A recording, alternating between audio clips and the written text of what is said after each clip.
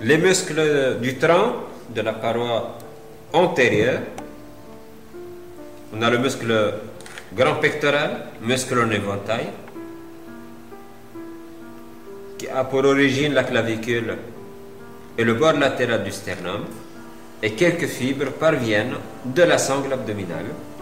Toutes les fibres convergent vers l'humérus, vers la lèvre latérale du sillon intertuberculaire.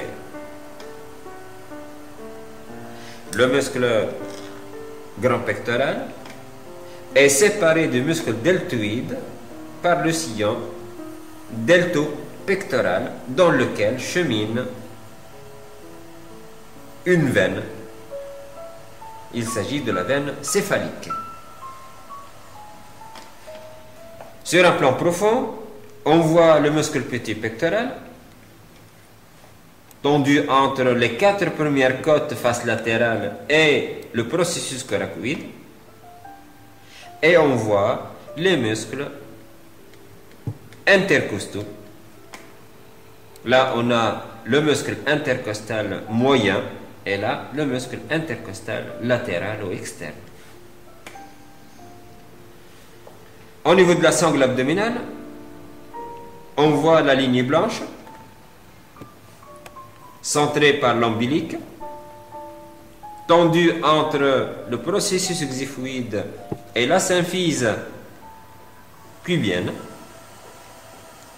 De part et d'autre, on voit le muscle droit de l'abdomen avec ses ventres et ses lames tendineuses de liaison. Le plan superficiel de la sangle se constitue par le muscle oblique externe dont les fibres se dirigent en bas et en dedans. Le muscle oblique externe se constitue par des fibres dirigées en bas et en dedans. Il se distingue de muscles obliques internes dont les fibres se dirigent vers le haut, de la sorte à avoir des fibres croisées.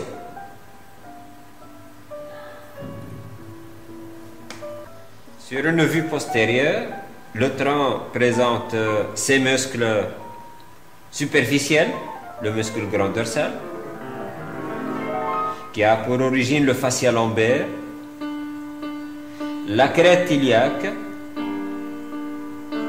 les processus épineux des vertèbres lombaires, les processus épineux de certaines vertèbres thoraciques jusqu'à T6, et les fibres convergent vers l'humérus. On voit le muscle trapèze de faisceau inférieur qui a pour origine les processus épineux des vertèbres thoraciques, les 10 premières vertèbres thoraciques. On voit le muscle rhomboïde qui s'étend entre le bord médial de la scapula et les processus épineux des 6 premières vertèbres thoraciques. On voit le muscle dentelé postérieur.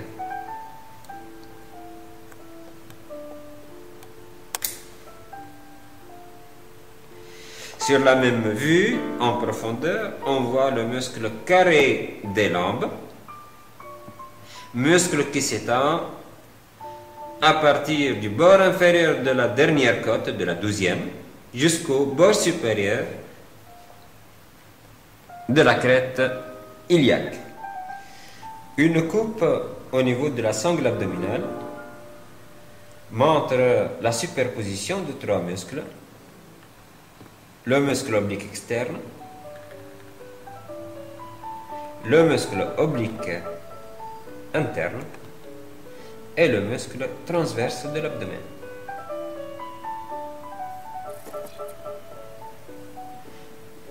On voit sur cette coupe le muscle psoas, muscle qui a pour origine les faces latérales des vertèbres lombaires, de la première à la 4e, ainsi que les processus transverses de ces vertèbres.